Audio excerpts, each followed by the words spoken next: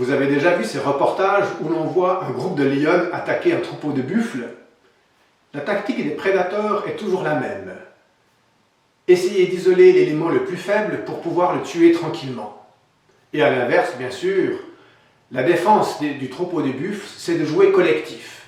Ils essayent de former une masse compacte et placent en leur centre les éléments les plus faibles.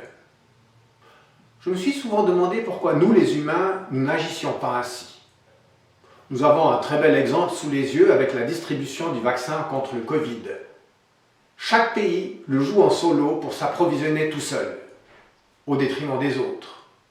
Pourtant, le slogan du COVAX, vous savez, cet organisme qui essaye de distribuer des vaccins à tous les pays, le slogan est limpide.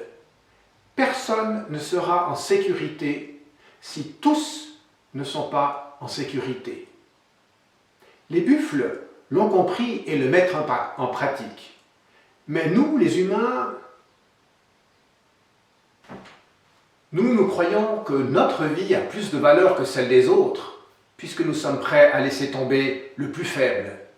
Et c'est là que nous dérapons, car toutes les vies ont la même valeur.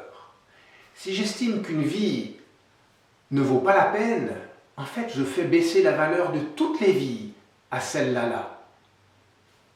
Celui qui veut garder sa vie la perdra, nous disait Jésus.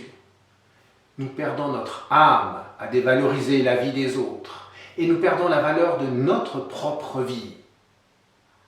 Jouer collectif, c'est la seule manière non seulement de garder sa dignité morale, mais de garder le respect pour sa propre vie. Et si vous avez aimé cette réflexion, restez après le générique. Elle sera prolongée et approfondie.